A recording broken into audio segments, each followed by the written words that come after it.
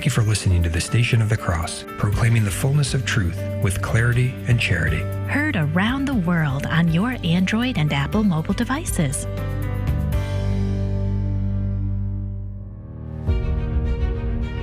The Simple Truth, rising up to explore the difficult topics of real life. Join us as we proclaim the good, the true, and the beautiful with the simple truth of Jesus Christ and His Holy Catholic Church through Scripture, tradition, and the Catechism. And now, your host, Jim Havens. It is great to be back with you on The Simple Truth, where we proclaim the life-giving reality of Jesus and His Catholic Church. We consecrate everything to the Sacred Heart of Jesus through the Immaculate Heart of Mary and the pure, strong heart of St. Joseph. It is Current Events Wednesday, and our guest today back with us is George Neumayr. He is senior editor and writer at the American Spectator, spectator.org, also the author of books such as The Biden Deception, The Political Pope, No Higher Power. Lots of great stuff from George Neumayr. It's always a blessing to have him with us. George, how are you today? I'm good. Thank you for having me. Great. It's we got a lot to get into with you today. We're going to get into some valuable insight from George on Biden's visit to the Vatican, a bit of new reporting on the story behind Pope Francis's election, a bunch on what happened in the recent Virginia gubernatorial election won by Glenn Youngkin, a big upset there, and we're looking to get to the latest on the real foreign interference in the 2016 presidential election. Former British intelligence officer Christopher Steele, as well as Biden defying the Fifth Circuit Court of Appeals on his COVID shot mandate. So a lot of ground to cover here, but first, it's important that we always begin on this Current Events Wednesday show by remembering that the biggest current event of all, and the number one news story that ought to be reported by all the networks but is going unreported today and every day, is that we have an ongoing daily government-sanctioned, government-funded, government-protected mass murder of innocent children in the wombs of their mothers. These are real people being murdered by the thousands today and every day in our nation, which also means the mass exploitation of pregnant moms in need for profit by the lie of abortion in terms of loss of human life. We have at least a 9/11 every day in the U.S. Imagine 3,000 of any other category of persons being murdered in a given day in our nation and it going unreported by the media, even mostly ignored by the churches. Imagine if that was happening every day, and you begin to understand something of the insane reality in which we find ourselves. According to a July 2020 article in the prestigious peer-reviewed medical journal The Lancet, we have a global death toll from abortion of more than 200,000 preborn children being murdered worldwide every day. More than 200,000 every single day worldwide. It is essential that we put great effort into breaking through our own desensitization to this massive evil. We have to face reality on this and so much more. We must live, proclaim, and push forward the vision that every innocent human being, without exception, has a right to life. Even an atheist still ought to have the basic moral sense to see the evil of killing an innocent child. And for those who do believe in Jesus and His Catholic Church, we have the additional benefit of crystal clear, authoritative, magisterial teaching on this, which truly gives us absolutely no place to hide in treating those in the womb as any less valuable than us.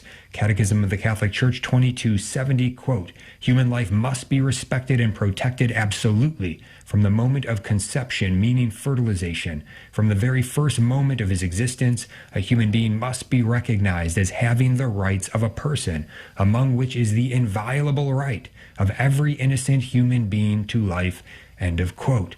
Also, if you've experienced abortion in some way, as a mother, father, sibling, grandparent, etc., there are some great people, great resources available to help you in your healing process. We love you. You are not alone. Go to lovewillendchildkilling.com. Click on the healing tab for more information.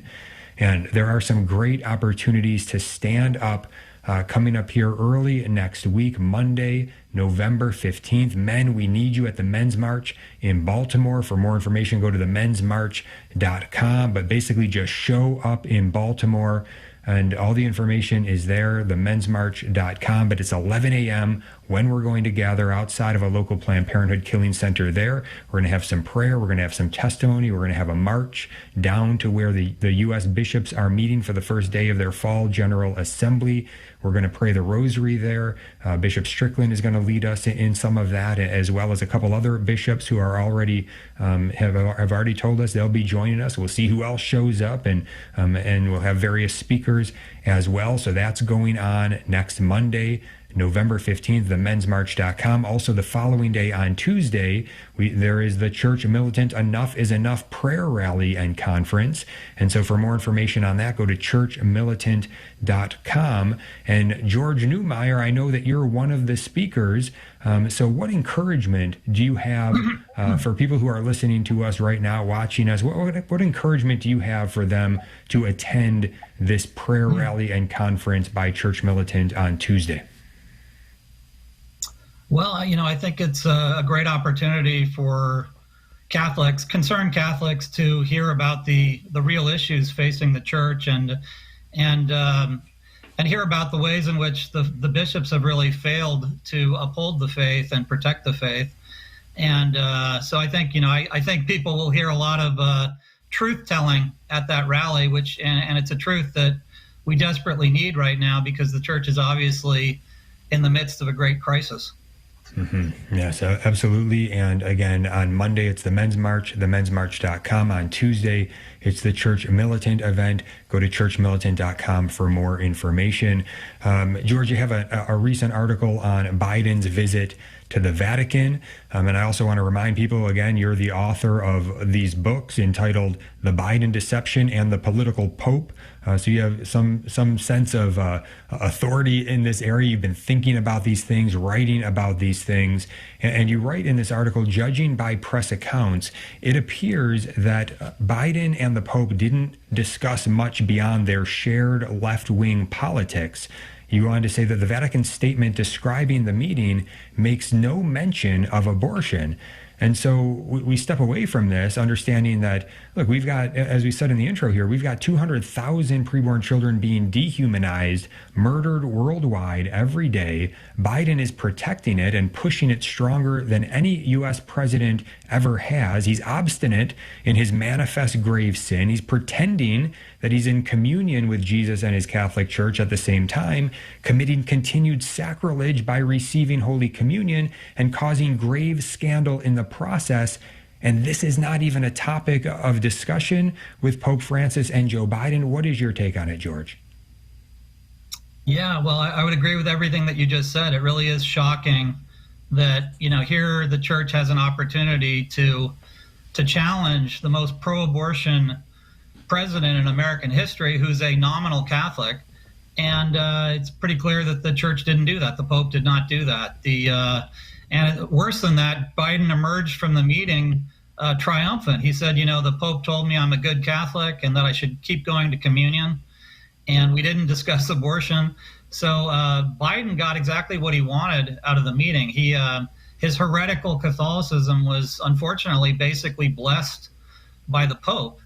And that really truly is a scandal. Mm-hmm. Yes, yeah. You also you have a great insight in the article where you are you're writing about JFK and how much things have changed. You say at the end of the article that the question has shifted from the church's influence on politics to the influence of politics on the church, from the first Catholic president who avoided the Vatican's advice to the second who happily exploits it. And earlier in the article, you write that Kennedy rose to the top of his party by reassuring Democrats that his connection to the church was religious, not political. Biden rose to the presidency by making it clear to Democrats that his connection to the church is political, not religious. A brilliant point here, but what sadly we're seeing is that from the highest level, from the highest office in the church is being exploited for political reasons. Anything else that you want to share with us on this? Yeah, that's exactly right. The Democrats for decades have been exploiting the Catholic Church for their own political gain, and Joe Biden, is really perfecting that. He's clearly using the political liberalism at the Vatican to serve as a defense of his agenda, his temporal political agenda. But he's also using the modernism at the Vatican to baptize his heretical Catholicism and to make his heretical Catholicism look acceptable, which it isn't. He's heretical on multiple issues, not just abortion. He's officiated at a gay marriage. He supports all these contraceptive mandates. He said that he's going to he's going to resume the persecution of the Little Sisters of the Poor. He wants to force Catholic hospitals to perform transgender surgeries. So, the church has multiple reasons to correct him. And under this Pope, the church is just not doing it. Yeah, it's awful to see it, but it's important for people to be aware of it, and that's where your reporting has been so valuable on this. You also have an article on the story behind Pope Francis's election, talking about a new book on the St. Gallen Mafia by Julia Maloney, and I'll just set it up here as we're going to the hard break, but we'll get George's take on it when we get back. But here's what he writes. He says, the existence of this group, the St. Gallen Mafia, it became known in 2015 after one of its prominent members, Cardinal Daniels of Belgium, bragged about its role in the election of Pope Francis. This cardinal said, quote, the St. Gallen group is a sort of a posh name, but in reality we said of ourselves and of that group, the Mafia, he told the press. The group, he explained, had met since the mid-1990s in the Swiss town of Gallen, and they were working to try to get one of their somebody who would agree with their ideology elevated to the papacy. We're going to hear more about this when we get back and get George's take. Stay tuned.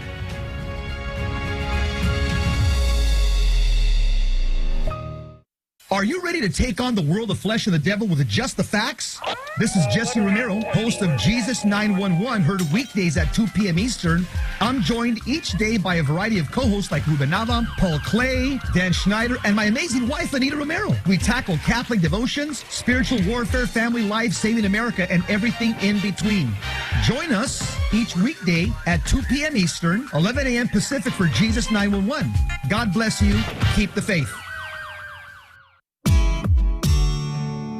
The Station of the Cross thanks our financial supporters who have enabled us to broadcast Catholic programs for more than 20 years. As a nonprofit lay organization not affiliated with your diocese, our apostolate is listener-supported. Through your generosity, we're able to inspire countless listeners with the gospel message and help lead them to a parish to be spiritually nourished by the sacraments. Thank you for your continued support, and may God bless you and your family.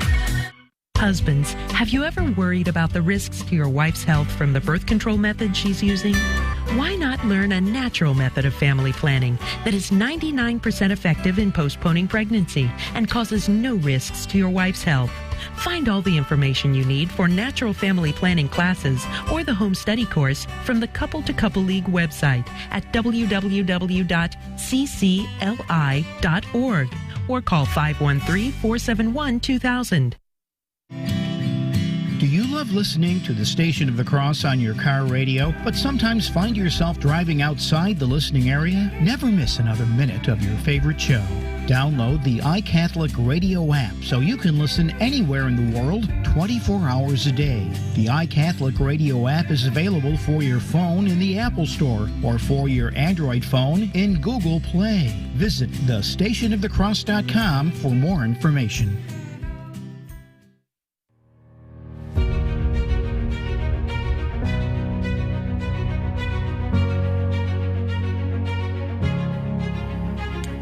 The Simple Truth. Jim Havens here with our guest today on this Current Events Wednesday, George Neumayr. You can find his great reporting, his great work at the American Spectator, spectator.org, bringing in this article on the story behind the Pope's election, talking about Julia Maloney's new book on the St.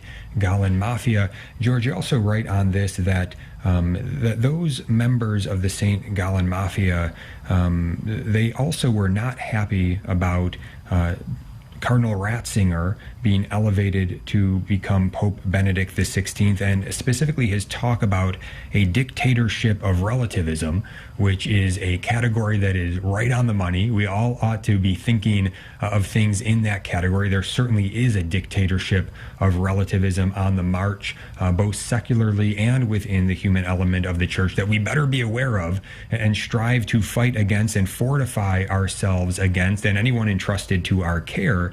But these members of the St. Gallen Mafia, these churchmen, they saw it as a form, a sort of war that was going on then between them and Pope Benedict XVI. And it says here that much anonymous grousing and sniping during the pontificate of Pope Benedict XVI came from these members of the St. Gallen Mafia, and the controversies of his pontificate that they stoked appear to have broken his spirit and led to his resignation. All of this led to the ultimate elevation of Pope Francis as Holy Father, which is the choice that this St. Gallen Mafia wanted to have in there. So all of this being outlined in this new book by Julia Maloney, the St. Gallen Mafia. What is your take as you read it, as you kind of step back and view it all? Well, I think, her account is correct. In fact, I in my book on the the political Pope, I also look at this, the left's sort of long march to the papacy, the Catholic left's long march to the papacy. They were plotting for, all the way back to the John Paul II pontificate. They desperately wanted to put a liberal on the chair of St. Peter. And in 2005, they tried to do that. They pushed Jorge Bergoglio in 2005, but they couldn't generate enough votes to win, and so Ratzinger won that conclave, and that had an embittering effect on the St. Gallen Mafia. They did not want the restorationist direction under John Paul II to continue under a new pope. They wanted to really change course, and they wanted a progressive-minded pope, and they thought that Jorge Bergoglio would be the perfect pope for that purpose. And so after they lost to Ratzinger, they spent a lot of time complaining about his program to battle the dictatorship of relativism. And they also didn't like, for example, they didn't like that he criticized Islam. You probably remember the famous address that Benedict XVI gave in Regensburg, in which he talked about radical Islam and that Islam does have a false and dangerous component to it, and that speech in particular angered the St. Gallen Mafia. And in fact, one of the anonymous critics of that speech was Jorge Bergoglio himself. He through one of his aides, he said that speech, that Regensburg address, threatened to set Catholic Islamic relations back 20 years. So at any rate, this book by Julia Maloney is very on point, and it brings together all in one place in one book all the relevant resources and sources related to the St. Gallen Mafia, and really shows that they got their wish with this Pope. Mm-hmm. Yeah, and again, seeing the church being exploited in the human element by those who really have political ends, and it's just it's a tragedy to see it. But again, it's important for us to understand what is going on here. So again, Julia Maloney's new book on the St. Gallen Mafia. We'll have to continue to check that out. I know she's been making the rounds with the interviews. Hopefully, maybe we can get her on here at some point soon. But let's switch gears over to the big victory by Glenn Youngkin in Virginia. He is the new governor-elect of the state of Virginia. I know, George, you're on the ground there. You're living in Virginia. So you have a great article here on the Democrats. It says the Democrats choose wokeness over winning, and just so people have some sense of the upset, of the seriousness, I guess the rate of the victory here. This is a state, Virginia, that Joe Biden carried by 10 points last year in the presidential election. But yeah, what are some insights that you'd like to share with us on this? Yeah, well, it kind of shows you that the Democrats are paying a price for their radicalism. That they, they're pushing all this woke stuff, particularly on issues of race and gender. And Terry McAuliffe really paid the price for that. The critical race theory and transgenderism in schools and showing such contempt for parents, all of that combined to defeat McAuliffe. And Youngkin ran a pretty shrewd, race. It was kind of a low-key campaign in a way, because he just sort of stood back and let Terry McAuliffe hang himself. And probably the lowest point in the McAuliffe campaign was when he said parents should not tell schools what they should be teaching. And that ended up being an albatross around his neck, and he could never get it off him. And so he ended up losing in a state where the Democrats really should be winning, because Democratic registration outpaces Republican registration by a good margin. And as you said, Biden won the state by 10 points. So this is it's classic. Virginia is a classic illustration of the Democrats, overplaying their hand. Mm-hmm. All right, and yes, and they continue. It was part of the campaign, especially down the stretch, where they were saying there's no such thing as critical race theory. It's just an idea. Nobody's actually teaching this. All of this nonsense. You continue to still hear this in the media. Well, I want to play a clip. This is from a public school administrator. His name is Tony Kinnett, and he's exposing critical race theory, CRT, that it is being taught in schools. He's on the ground as an administrator in public schools. Let's hear what he has to say. Here it is. I'm the science coach and admin in the largest public school district in Indiana. I'm in dozens of classrooms a week, so I see exactly what we're teaching our students. When we tell you that schools aren't teaching critical race theory, that it's nowhere in our standards, that's misdirection. We don't have the quotes and theories as state standards per se.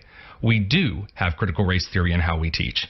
We tell our teachers to treat students differently based on color.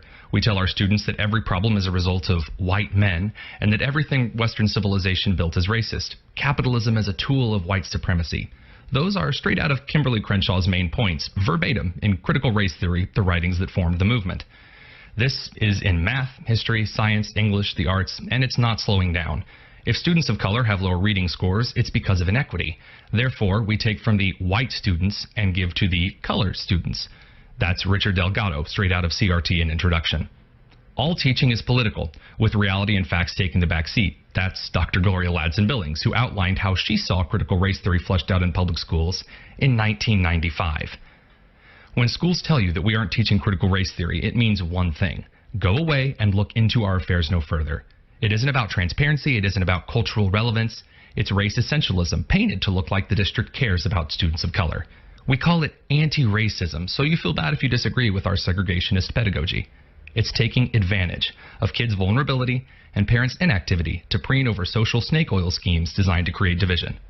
Parents, when we tell you critical race theory isn't taught in our schools, we're lying. Keep looking. All right, so there's a public school administrator blowing the whistle on it, Tony Kinnett, exposing CRT in schools. And I would say also keep looking in terms of what's going on at in your diocese, maybe at your local parish. This has crept in everywhere under this guise of being about racism, when it's actually racist in and of itself, the things that are being taught here. So we have to be educated on this. We have to know what we're looking for, because they can just change the label, call it something else.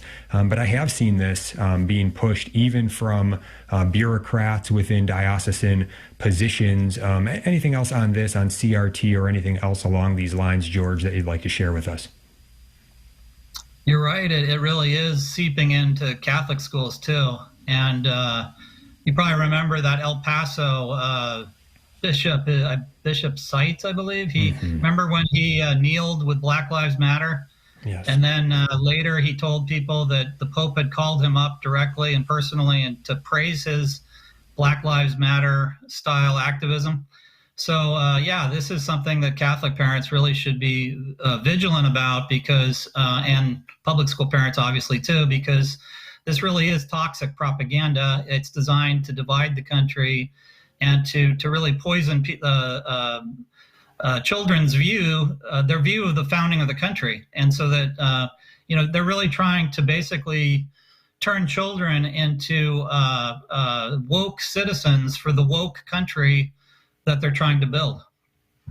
Yeah, another great article you have over at spectator.org is the Democrats use churches to deliver votes for McAuliffe. So Kamala Harris actually gave a video message that went out to more than 300 black churches across Virginia between Sunday and Election Day in a video message. And so, she was very explicit in that video endorsing Terry McAuliffe.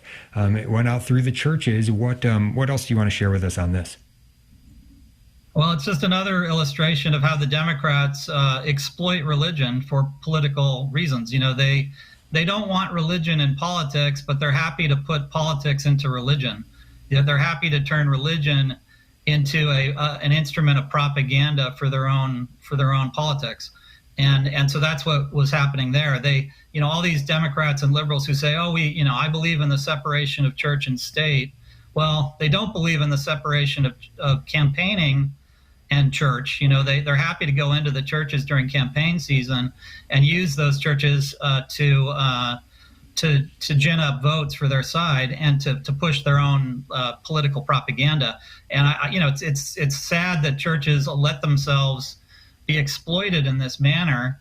And it just shows you that all of the influence now is it's politics on religion. It's not religion on politics. So those who are pushing the idea of the separation of church and state, what they're really saying is that God has no relevance to public life, which is, of course, absurd, and which, of course, would mean that God's will or the natural moral law would have no relevance to the way in which we organize ourselves as a people. And that's the last thing we need, because, the common good depends upon adherence to the natural moral law. So, and politics is supposed to be securing the common good.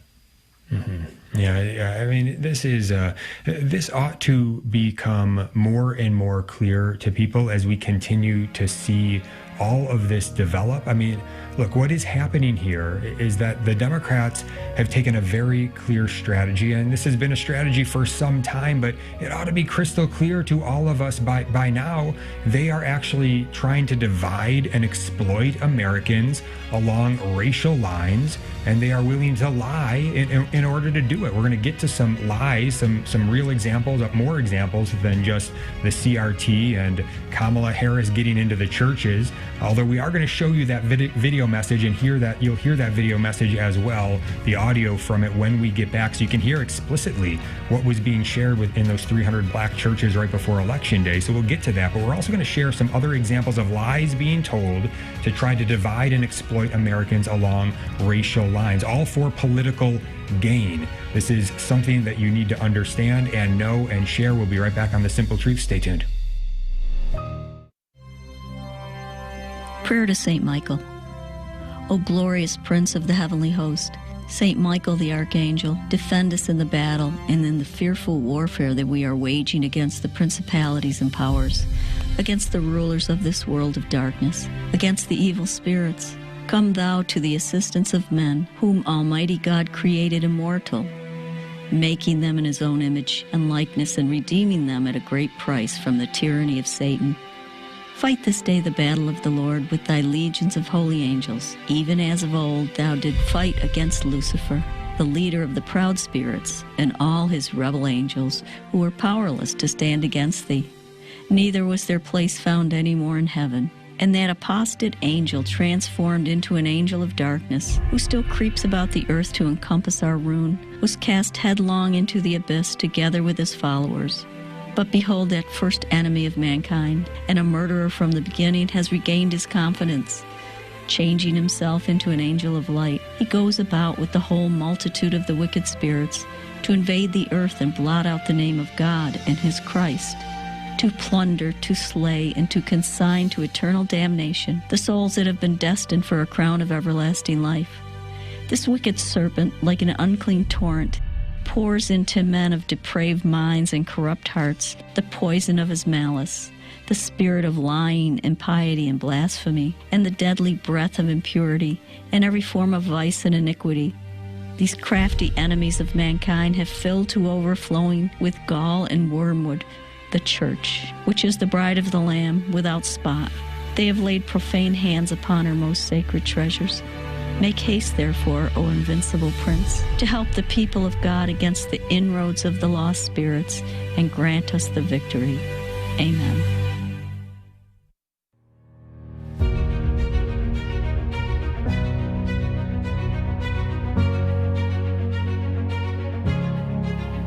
Welcome back to The Simple Truth. Jim Havens here with our guest today on this Current Events Wednesday, George Neumayr, senior editor and writer at the American Spectator, spectator.org, also author of the books The Biden Deception, The Political Pope, and more from George. You can find his great work over at spectator.org. Going through some of his recent articles today, right before the break, talking about one entitled "The Democrats Use Churches to Deliver Votes for McAuliffe."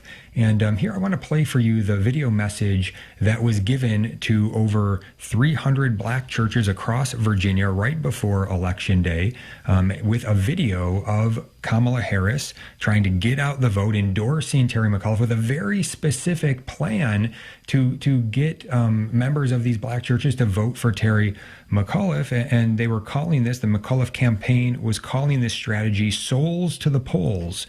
And what it featured was after church, having these block party style events featuring top campaign surrogates near polling locations in order to drive voter turnout. So you give the pitch with Kamala Harris during the church service, and then you get them over to this event. And then once they're at this event with the campaign surrogate, then you're just sending them right over to the nearby polling location where in this election year, it's the first year that Virginians were able to vote on Sunday. So exploiting that to the full as well. But here's the clip. I think this will make it very clear to you and speak for itself. Kamala Harris, her video message to Virginia black churches just before the election. Here it is. Virginians, you deserve a leader who has a vision of what is possible and the experience to realize that vision. Terry McAuliffe is that leader. In 2020, more Virginians voted than ever before, and because you did, you helped send President Joe Biden and me to the White House. This year, I know that you will send Terry McAuliffe back to Richmond. So early voting has already started, and this is the first year that you can vote on Sunday. So please vote after today's service. And if you cannot vote today, make a plan to go vote. All right, so there she is, Kamala Harris, giving the pitch in churches in Virginia just before the election. As you hear that, George, what stirs in you? What jumps out to you about this? Well, it just seems so ludicrous, the idea that you should keep holy the Sabbath by voting for a pro-abortion, pro-gay marriage, pro-transgenderism Democrat. That's of course ludicrous. This is really diabolical because they're manipulating the religious for votes so that they can gain power and advance a totally anti-religious agenda.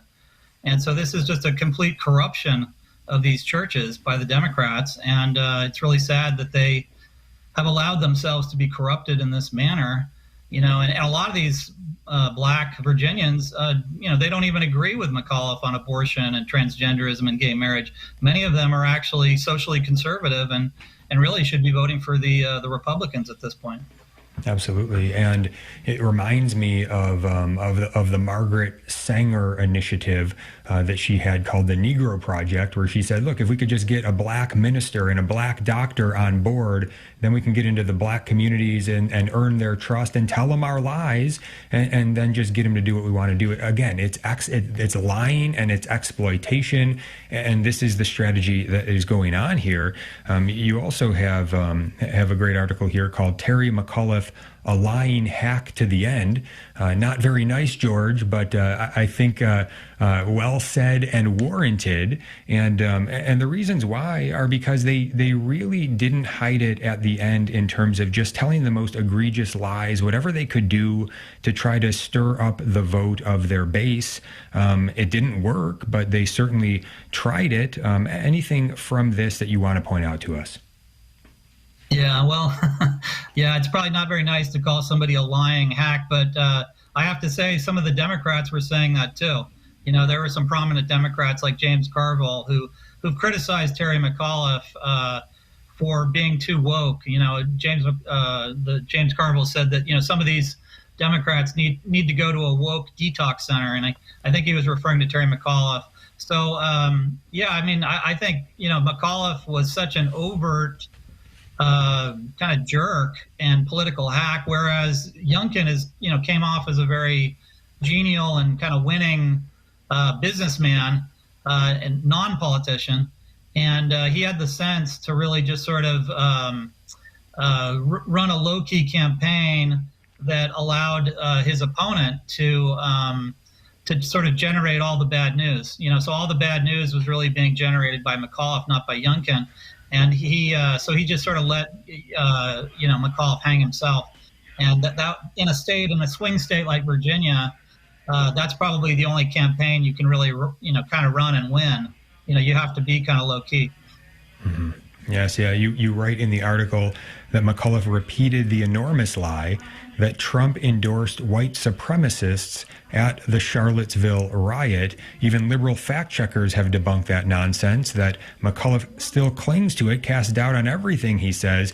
I want to go a little bit further here, just because I'm sure that there are some people that are listening or watching us today that they still don't understand how this lie has been pushed about Trump. And so I want to play a bit of that clip of Trump on Charlottesville in the middle of that wild press conference about it. Now, there's lots of groups that are being talked about here, but this part of the clip, I think, makes it very clear in context what Donald Trump is saying, and there really can be no doubt when you hear it in context in this clip.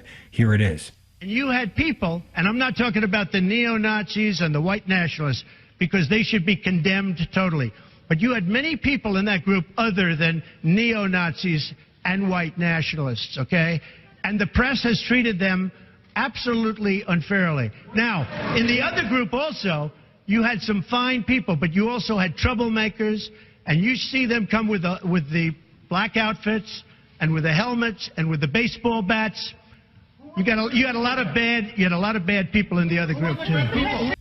All right, so very clearly when you hear that in context, when he is talking about good people, he is not talking about neo-Nazis and white supremacists. He says right there, I'm not talking about neo-Nazis and white supremacists. They need to be totally condemned, right? He says it right there. And then he talks about some of the bad people on the Antifa side of things as well. But there it is. That is it fairly in context. Anything else on this that you'd like to share, George?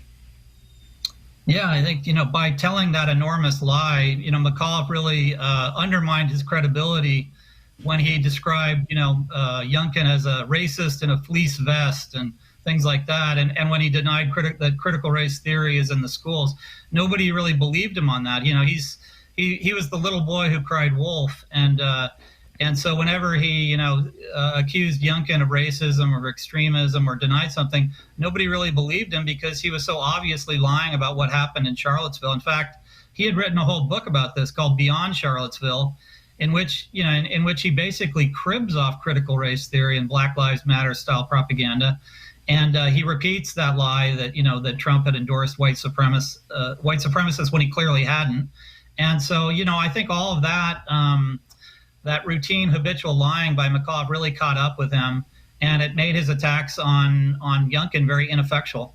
Mm-hmm. Yeah, and the playbook, again, is crystal clear. It's brand anybody who they want to beat as a racist and just keep trying to hammer it, regardless if that's true or not. And it clearly is not true in these cases, but that's what they do. And so I want to get to one more lie that was being told down the stretch by Terry McAuliffe that you outline quite well in your article. You say that McAuliffe accused his opponent of racist book banning, and it says here that this is what was being put forth. Yesterday, Glenn Youngkin released his closing argument of this campaign, McAuliffe said, and in it he promotes an effort to ban books by Toni Morrison from Virginia schools, one of America's most famous authors. This is his closing message. Glenn Youngkin is promoting banning books of one of America's most prominent black authors, end of quote. So again, trying to stir up this racial aspect, saying, look, this ad is racist. It's a white woman talking about, a school books,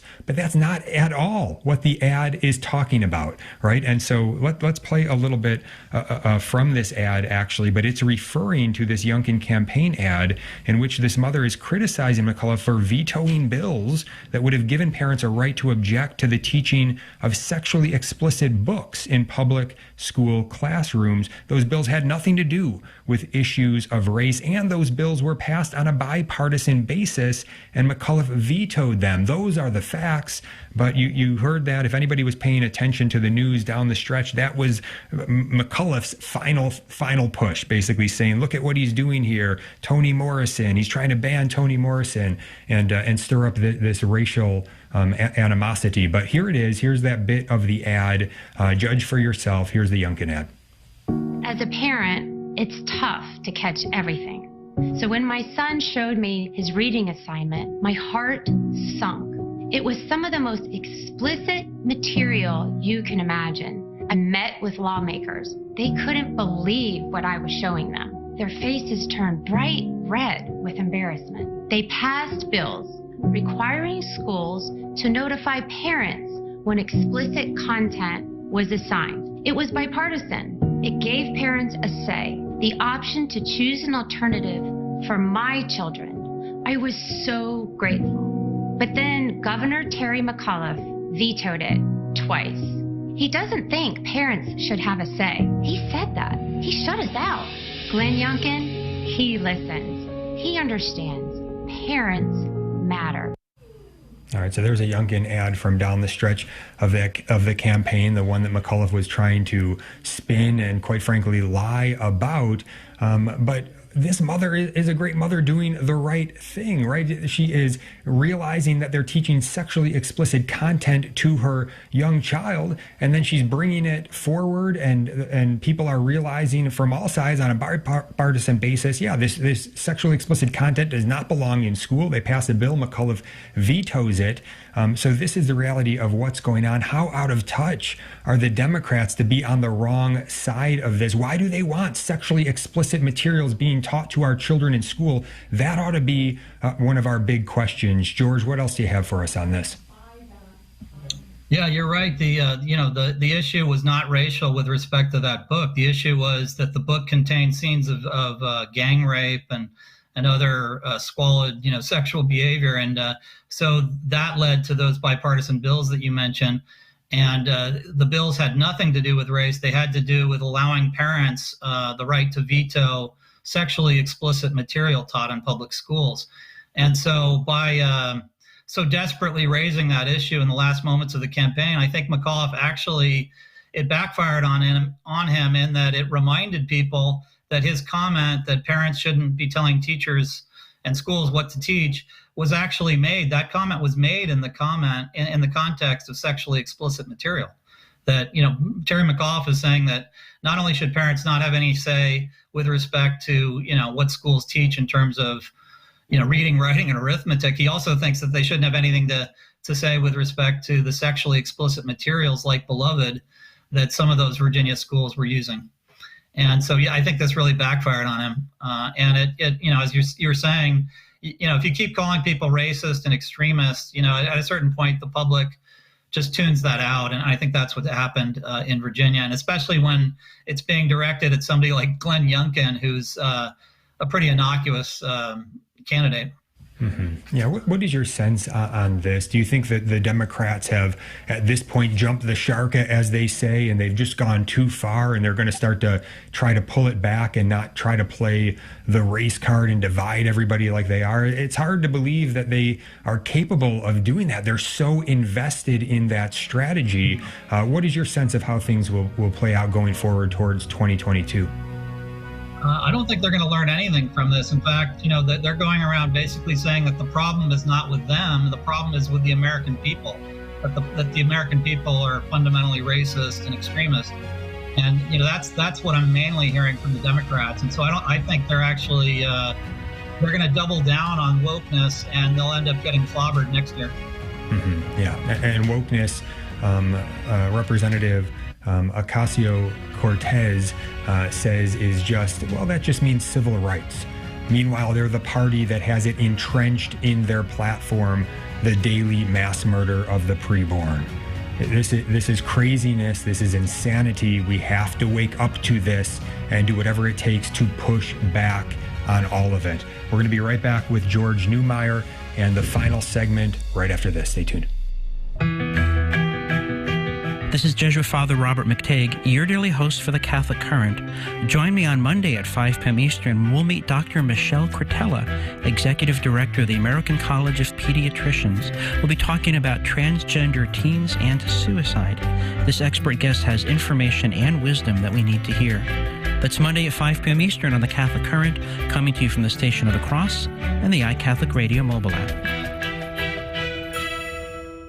Here at the Station of the Cross, we proudly bring the truths of the Catholic faith to countless listeners through radio and mobile devices, and we're grateful for the feedback we've received. It just really connected me to my faith. I always considered myself 100% Catholic, but didn't really realize that I wasn't fully practicing my faith, so I learned so much through the Station of the Cross and began just getting deeper in my prayers and feeling just so much closer to God, and so well versed in learning more about the Bible and more about what actually it means to be Catholic. So it became very, very important to me, and I listen to the radio station daily, and I absolutely love it. I make it a regular practice of donating every time they have their fundraising, and just love it and wouldn't want it to ever go away. If you've been blessed by listening to the Station of the Cross, let us know. Call 1-877-888-6279, extension 112. Then share your testimonial with us. We offer several ways to view our programming grid, including at our website, thestationofthecross.com, and on our iCatholic Radio app. Just click the menu icon in the top left portion of our app and select the link to our programming grid. That's at thestationofthecross.com and on our free iCatholic Radio app for Android and Apple mobile devices.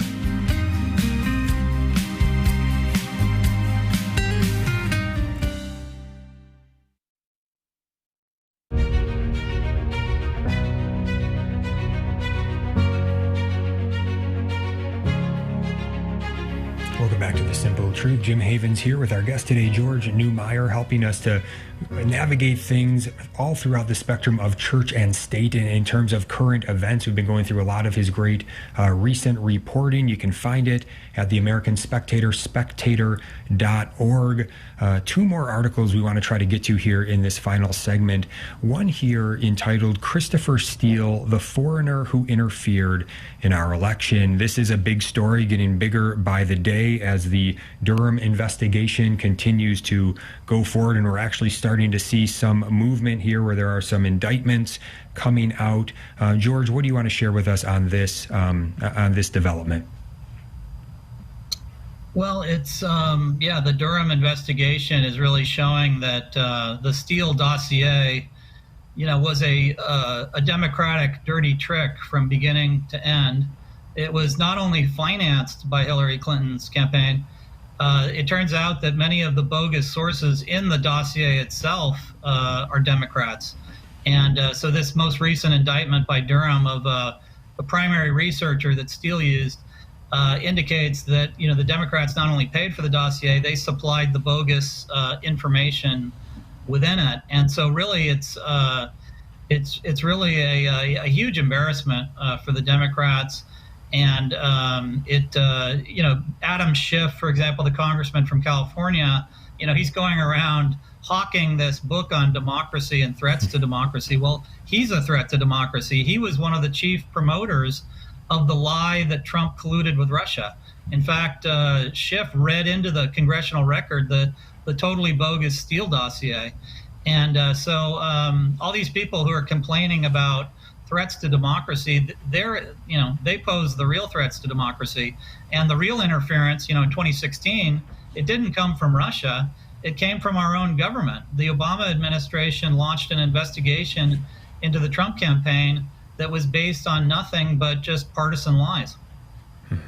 Yes, and the media ran with all of it, right? Russia, and they just Russia collusion everywhere. Never mind the fact that, as you point out in the article, even Robert Mueller rejected this, concluding that Steele's collusion claims against Trump were meritless. But yeah, this was used to the full. And again, you see the collusion going on between the Democrats and also the mainstream corporate media. And that's another theme that, again, it just becomes more and more obvious as we go. People have to wake up to all of this. It's hard to believe that there are still folks not seeing what is going on in all of these areas.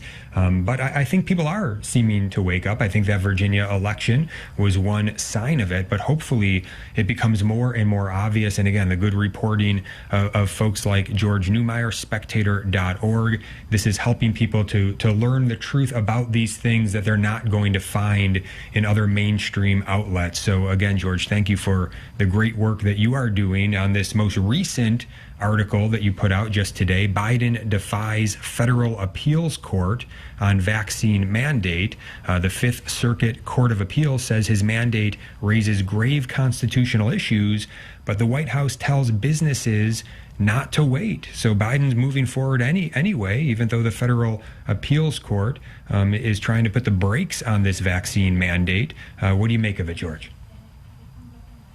Well, it's just shows you that the Biden administration is behaving very tyrannically. Here they're telling people disregard the court. The court has halted the mandate, and so at the moment, businesses have absolutely no obligation to apply this mandate, and yet the Biden administration is trying to fool them and hector them into applying it anyways. Even though the case has not been resolved, and it's likely to end up actually before the Supreme Court.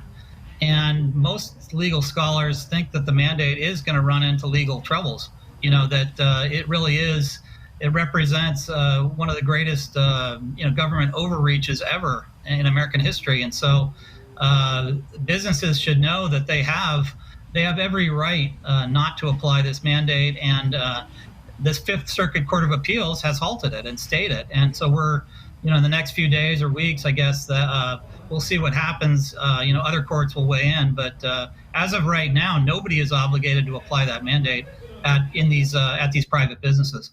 Mm-hmm. But yes, as he continues to push these businesses, some businesses have already enacted these mandates on their own before the Biden administration is telling them that they have to. And so these corporations can just do it on their own. They can be challenged in court as well. But I think a lot of these corporations, they want to play ball. They're worried about their ESG score and all of this nonsense. They're all into the wokeness as well. You write here that it would have been inconceivable to the founding fathers that the executive branch could concoct out of thin air a vaccine mandate and coerce businesses across the country to enforce it or face crushing fines. Biden's fiat represents the antithesis of that founding vision. Presumably, the case over his mandate will end up before the Supreme Court. The outcome of the case will determine whether we live under a limited federal government or a limitless one.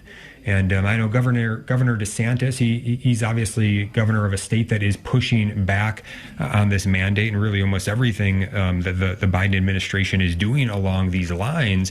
And he spoke out saying, hey, other governors, you need to step up and stand against this. This is only the beginning of if you let them do this, they're going to just keep taking more and more and doing whatever they want to do. And this is only the beginning of it. In fact, I even saw a recent interview with one of the old leftist sort of socialist stars, Noam Chomsky, for those that know about him, and he was even saying in a recent interview that in his view, morally, people have to take this vaccine, and if they don't, then they ought to be kicked out of society. And yeah, maybe we'll feed them like we would give food to prisoners, but that's how they need to be treated. So there are people with these outrageous views on this that are influential people in our society. So who knows how far they will take this. Anything else you want to share with us on this, George? Yeah, I think that we're, over time it becomes clearer and clearer that at the heart of liberalism is this coercive, collectivist, godless tyranny. And that really does, aim to eliminate God-given freedoms from the American people. And so tyranny is really it's the destination point for Biden. Whenever he says, I want a fundamentally transformed America, what he's basically saying is he wants a very coercive liberal tyranny, which will eliminate our God-given freedoms. Mm-hmm. Yeah, it's very good. And, again, just thank you for your great reporting. Thank you for being on with us today. We only have about a minute and a half or so to go. Anything that you want to leave us with, any sort of encouragement, anything we need to be keeping our eye on? Well, as we were saying, the November or the elections this year, they offer some hope, that maybe America is stepping back from the abyss, and that maybe perhaps common sense will prevail to a certain extent. Liberals, the fact is that liberals do dominate the culture.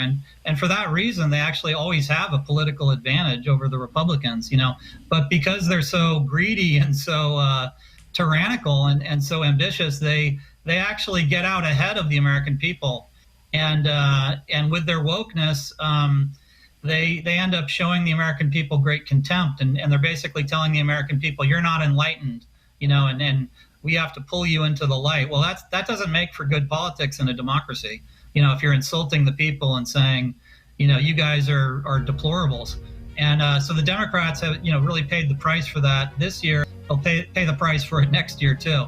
And but we can't overinterpret what happened.